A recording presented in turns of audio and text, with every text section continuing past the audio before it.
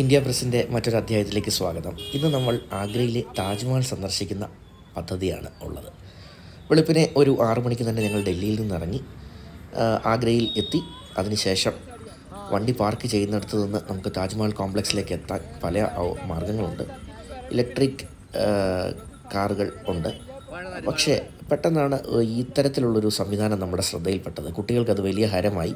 ഒരു കുതിരവണ്ടിയിൽ യാത്ര ചെയ്ത് അങ്ങോട്ടേക്ക് പോകാനുള്ളൊരു അവസരമുണ്ട്. അങ്ങനെ കണ്ട കുതിരവണ്ടിക്കാരൻ ഞങ്ങളോട് ഒരു 200 രൂപയ്ക്ക് അവിടെ എത്തിക്കാമെന്ന് അയാൾ സമ്മതിക്കുന്നു. ഞങ്ങൾ ഉടൻ തന്നെ ആ ഒരു ഓപ്ഷൻ തിരഞ്ഞെടുക്കുകയും ചെയ്യുന്നു. പിന്നെ രസകരമായ കുതിരവണ്ടി യാത്ര. വസന്തി ആണ് നമ്മളുടെ കുതിര. അങ്ങനെ വസന്തി മുന്നിലോടുന്ന ആ കുതിരവണ്ടിയിൽ ഞങ്ങൾ ആ താജ്മഹൽ സന്ദർശനത്തിനായിട്ട് പുറപ്പെടുകയാണ്. ഇതിനിടയ്ക്ക് ചില കച്ചവട സ്ഥാപനങ്ങളിലൊക്കെ ഈ തുകൽ ഉൽപ്പന്നങ്ങളൊക്കെ വിൽക്കുന്ന കച്ചവട സ്ഥാപനങ്ങളിൽ കമ്മീഷൻ വ്യവസ്ഥയിൽ ഞങ്ങളെ കൊണ്ട് കയറ്റാനൊക്കെ ഞങ്ങളുടെ കുതിരവണ്ടിക്കാരൻ ശ്രമിക്കുന്നുണ്ട്. അതൊക്കെ ഞങ്ങൾ ചെയ്തു. 1-2 സ്ഥലങ്ങളിലൊക്കെ കണ്ടു. ഏതായാലും വീണ്ടും അവിടെ നിന്നൊക്കെ ഇറങ്ങി വീണ്ടും താജ്മഹൽ കോംപ്ലക്സിലേക്കുള്ള യാത്ര. കുട്ടികൾ യഥാർത്ഥത്തിൽ നന്നായി അത് ആസ്വദിക്കുകയും ചെയ്തു. ഞങ്ങളും അത് ആസ്വദിച്ചു. വസന്തി നല്ല വേഗത്തിൽ തന്നെ ഓടുന്നുമുണ്ട്. ആഗ്രയുടെ തെരുവീഥികളൊക്കെ കണ്ട് ഞങ്ങളങ്ങനെ താജ്മഹൽ കോംപ്ലക്സിൻ്റെ തൊട്ട് മുന്നിലെത്തുന്നു. അങ്ങനെ താജ്മഹൽ കോംപ്ലക്സിൻ്റെ പ്രവേശന കവാടമാണിത്. ചുവന്ന നിറത്തിലുള്ള കല്ലുകൾ കൊണ്ട് നിർമ്മിച്ചിട്ടുള്ള മനോഹരമായിട്ടുള്ള ഒരു പ്രവേശന കവാടം.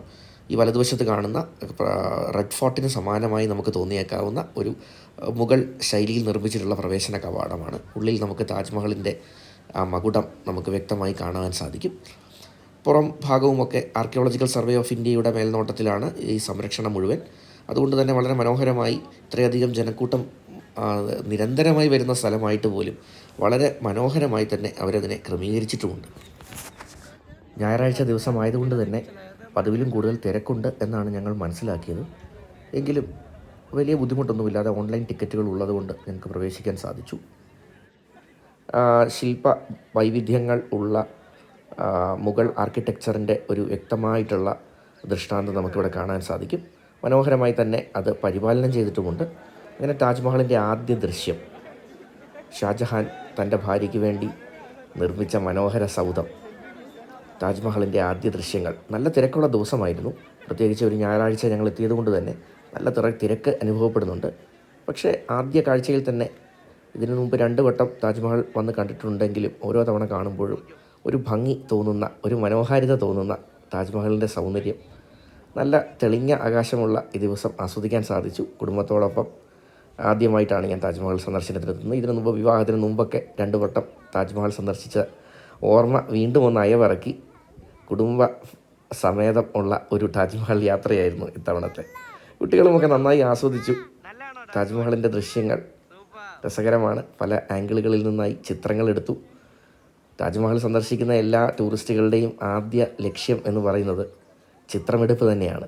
എത്രയധികം ചിത്രങ്ങൾ എടുക്കാൻ പറ്റുമോ അത്രയധികം ചിത്രങ്ങൾ എടുക്കുക. ഏറ്റവും കൂടുതൽ ഫോട്ടോഗ്രാഫ് ചെയ്യപ്പെടുന്ന ലോകത്തെ ഒരു ആർക്കിടെക്ചറൽ മാർവൽ എന്ന് പറയപ്പെടുന്നതും, അല്ലെങ്കിൽ ഏറ്റവും കൂടുതൽ ചിത്രമെടുക്കപ്പെടുന്ന കെട്ടിടം, സൗധം എന്ന് പറയപ്പെടുന്നതുമൊക്കെ താജ്മഹലാണ് എന്ന് എവിടെയൊക്കെയോ വായിച്ച് കേട്ടതായിട്ടും പറഞ്ഞു കേട്ടതായിട്ടുമൊക്കെ ഉള്ളൊരു ഓർമ്മ ഈ സമയത്ത് വരികയാണ്. ഏതായാലും അതിമനോഹരമായ പരിപാലനം താജ്മഹൽ കോംപ്ലക്സിൽ ഇപ്പോൾ ചെയ്യുന്നുണ്ട് എന്ന് പറയാതിരിക്കാൻ പറ്റില്ല. പൂന്തോട്ടമാണെങ്കിലും ചുറ്റുപാടുമൊക്കെ വൃത്തിയായി സൂക്ഷിച്ചിരിക്കുന്ന കാര്യമാണെങ്കിലുമൊക്കെ വളരെ നന്നായി തന്നെ പരിപാലനം ചെയ്യുന്നുണ്ട്.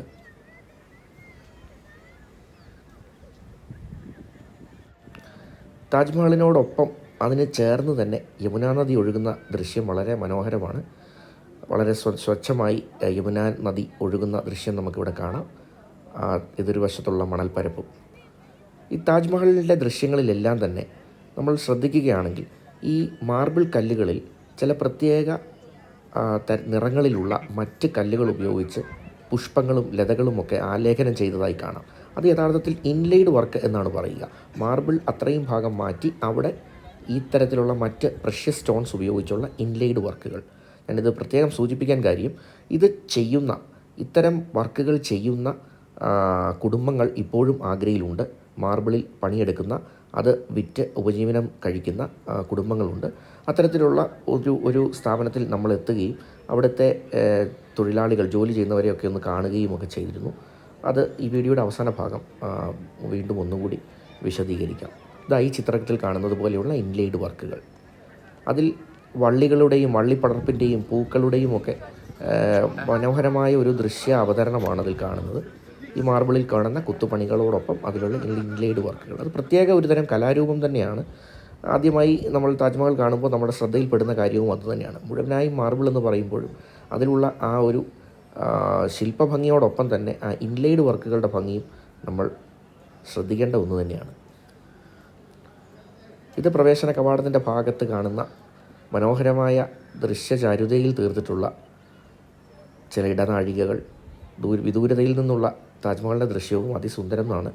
ഒരുപക്ഷെ പുസ്തകങ്ങളിലൊക്കെ കണ്ടിട്ടുള്ള നമ്മളുടെ താജ്മഹലിൻ്റെ ആ ഒരു ചിത്രം ഇത്തരത്തിലുള്ളതാവും. ഏറ്റവും അടുത്ത് പോയി നിന്നാൽ കാണാൻ സാധിക്കില്ല. വളരെ ദൂരെ നിന്ന് മാത്രമാണ് ഈ ഒരു രംഗം നമുക്ക് ആസ്വദിക്കാൻ സാധിക്കുക. ചുവന്ന കല്ലിൽ തീർത്തിട്ടുള്ള പ്രവേശന കവാടത്തിനോട് ചേർന്നുള്ള വലിയ തൂണുകൾ, രണ്ട് വശത്തും ഉള്ള നിരനിരയായി തൂണുകളുള്ള ഒരു വലിയ കോറിഡോറാണ്. അതിമനോഹരമാണ്. ഈ ഭാഗങ്ങളെല്ലാം വളരെ മനോഹരമായി അത് സൂക്ഷിച്ചിട്ടുമുണ്ട്. ആർക്കിയോളജിക്കൽ സർവേ ഓഫ് ഇന്ത്യ ആണ് താജ്മഹലിൻ്റെ പരിപാലനം ഏറ്റെടുത്തിരിക്കുന്നത്. അവിടെ മറ്റ് ചപ്പുചവറുകളോ മറ്റ് മോശമായി എന്തെങ്കിലും ഉള്ള ഒരു സാഹചര്യങ്ങളോ ഒന്നും നമുക്കവിടെ കാണാനില്ല. വളരെ മനോഹരമായി തന്നെ അത് പരിപാലിച്ചിട്ടുണ്ടെന്നുള്ളത് പറയാതിരിക്കാൻ വയ്യ.